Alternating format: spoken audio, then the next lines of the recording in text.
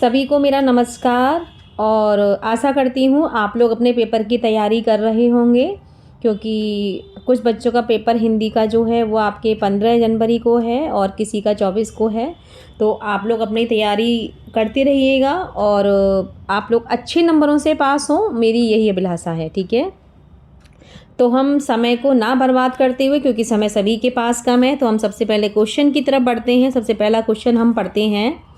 आपके द्रामगुप्त को निर्लज्ज, कुलीप और मदप कौन कहता है? यानी कि जो नाटक है ध्रुवस्वामिनी, उसमें कौन कहता है? ध्रुवस्वामिनी जो है रामगुप्त को निर्लज्ज, कुलीप और मदप के नाम से पुकारती है। ध्रुवस्वामिनी नाटक का उद्देश्य है स्त्रीवाद। क्या है? स्त्रीवाद, क्योंकि ध्रुवस्वामिनी नाटक जो है वो स्त्रीवाद पर आधारित है। ध्रुवस्वामिनी में नाटक में अंकों की संख्या है, यानी कितने अंकों की संख्या है, कितने अंकों में उस नाटक को बांटा गया है? 3। ठीक है, अगला क्वेश्चन है दीपदान एकांकी में कुल दीपक का नाम क्या है? वनबीर। दीपदान में कहाँ की कहानी वर्णित है? चित्तौड़ की। पर्दा कहानी कैसी कहानी है?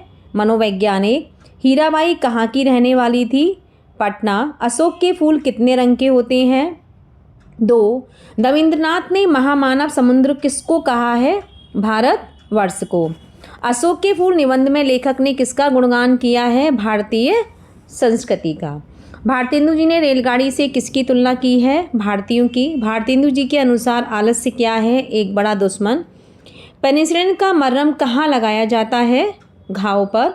भोलाराम का जीव व्यंग में कौन गायब हो गया था? भोलाराम का जीव। फैंटेसी का कवि किसे कहा जाता है? गजानन माधव मुक्तिबोध को। दारागंज में कौन रहता था? निराला। निराला जी को कौन महात्मा मानता था? महादेवी वर्मा। इसके बाद अगला क्वेश्चन है, क्वेश्चन नंबर 18 देखिएगा आप। इसमें है कि निराला का स्वभाव कैसा था?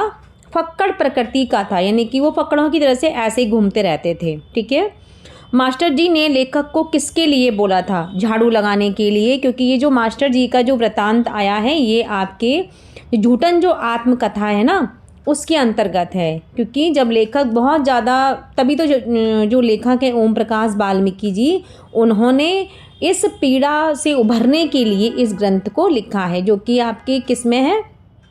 झूठन जो आत्मकथा है। लेखक ने किस मृत जानवर की खाल उतारी? बैल की। यथार्थवादी नाटककार के रूप में कौन जाना जाता है? मोहन राकेश। संकलन त्रय किस विधा का अंग है? नाटक। क्योंकि कहानी में और आपके उपन्यास में कुछ चीज़ें और नाटक में कुछ चीज़ें अलग होती हैं। ठीक है, सौष्ठववादी आलोचक कौन है? नंदुलारी वाजपेयी। तथ्यात्मकता एवं संक्षिप्तता किसकी विशेषता है? कहानी की। आत्मकथा झूठन किस प्रकार का साहित्य? दलित साहित्य है। भारतेंदु जी के समसामयिक विषयों पर आधारित लिखे नाटक कौन से हैं? प्रहसन। ठीक है, यदि आपको कोई टॉपिक या कोई शब्द समझ में नहीं आ रहा हो तो आप मुझे कमेंट सेक्शन में लिख दीजिएगा कि इसका मैम मीन्स क्या है, तो मैं आपको अच्छे से बता सकती हूँ। क्योंकि प्रहसन जो है भारतेंदु जी ने जो नाटक लिखे थे उन नाटकों में ही कुछ छोटे होते हैं कुछ, क्योंकि नाटकों में भी अलग अलग टाइप के नाटक होते हैं। नाटक आनंद रघुनंदन के रचनाकार कौन है? प्राणचंद्र चौहान। प्रारंभिक निबंधों को गद्य प्रबंध कहने वाले आलोचक कौन है? आचार्य रामचंद्र शुक्ल। हिंदू मुस्लिम मित्रता पर आधारित उपन्यास कौन सा है? परीक्षा गुरु है, यहाँ पर परीक्षा गुरु रह गया है, ये सॉरी परीक्षा गुरु। अगला क्वेश्चन है सरस्वती पत्रिका का संपादन आचार्य महावीर प्रसाद द्विवेदी ने कब संभाला? 1903। कहानी जो है छोटे मुंह बड़ी बात करती है, यह कथन किसका है? नामवर सिंह का। किसका कथन है ये? आपके नामवर सिंह का है। नई प्रधानता किस उपन्यास की विषय वस्तु है? सेवा सदन। इसका ये क्वेश्चन यहाँ गलत लग रहा है मुझे, थोड़ा टाइपिंग मिस्टेक हो गई है, सॉरी। एक सेकंड रुकिएगा आप, मैं बताती हूँ अभी क्या है इसमें। यहाँ पर नई प्रधानता नहीं है, यहाँ पर नारी प्रधानता है। क्या है आपका? नारी प्रधानता।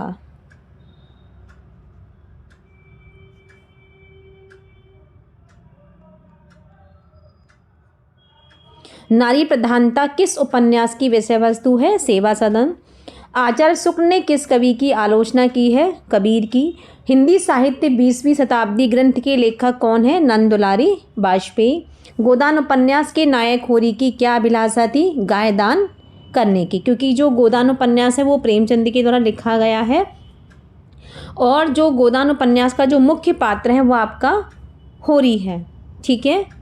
शरतचंद्र की जीवनी आवारा मसीह के लेखक कौन है? विष्णु प्रभाकर। जीवनी लेखन का आधार है, क्या आधार है? किसी अन्य की कहानी, यानी कि जीवनी में क्या करते हैं हम, किसी अन्य व्यक्ति के आधार पर हम उसकी कहानी को लिखते हैं तो वो जीवनी कहलाती है। और आत्मकथा जो होती है वो आत्मकथा स्वयं पर आधारित होती है। ठीक है। कहानी, नई कहानी के लेखक कौन है? नामवर सिंह। प्रगतिवादी आलोचक कौन नहीं है? हजारी प्रसाद द्विवेदी। किस आलोचक को ठेठ आलोचक नहीं माना जाता है? हजारी प्रसाद द्विवेदी को। क्रांतिकारियों के संस्मरण लिखने में महारत हासिल करने वाले कौन लेखक हैं? रामविलास शर्मा। व्यंग्यात्मक उपन्यास कौन से हैं? रांग दरबारी और कुरु कुरु स्वाहा। ग्रामीण परिवेश पर लिखी गई कहानी कौन सी है? दादी माँ है, तीसरी कसम है और गुलरा के बाबा। अगला क्वेश्चन है, महानगरीय जीवन पर आधारित कौन सा उपन्यास है आपका बंटी, जो कि मन्नू भंडारी के द्वारा लिखा हुआ है। देश की विभाजन त्रासदी पर आधारित उपन्यास कौन सा है? झूठा सच। एकांकी लेखन को प्रारंभ करने वाले लोकप्रिय लेखक कौन है? राम कुमार वर्मा। लक्ष्मीबाई के माता पिता का नाम क्या है? भगीरथी एवं मोरोपंत। झांसी को कौन हड़पना चाहता था? लॉर्ड डलहौजी। पंच किन विकारों से मुक्त होता है? जाति, धर्म और संबंध। यानी कि पंच यहाँ पर उस किसको कहा गया है? जो पंच परमेश्वर होता है। ठीक है। उस समय जब पंच परमेश्वर अपनी सीट पर बैठता है तो उस समय ना वो किसी जाति को देखता है, ना वो किसी धर्म को, ना ही किसी संबंध को। वो अपना जो न्याय करता है वो जो पंच परमेश्वर के आधार पर करता है, यानी कि जो उसका न्याय है वो सर्वोपरि माना जाता है। गैंग्रीन क्या है? एक बीमारी।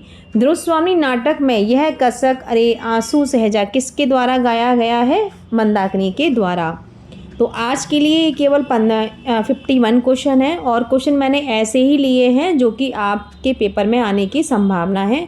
तो आप अच्छे से इन्हें पढ़ लीजिए और क्या कहते हैं, और मैं कोशिश करूँगी आपके लिए और भी अधिक से अधिक क्वेश्चन लाने की। आप इनको पढ़ते रहिए, 2-2 3-3 बार इनको रिवाइज़ करते रहिएगा, जिससे कि आपको ये अच्छे से याद हो जाएं। ठीक है। तो बस आशा करती हूँ कि अपनी पेपर की तैयारी करिएगा और लाइक एंड शेयर करिएगा यदि आपको ये पसंद आ रहे हों तो। लेकिन आपसे अनुरोध है कि आप इनको पढ़िएगा ज़रूर। धन्यवाद।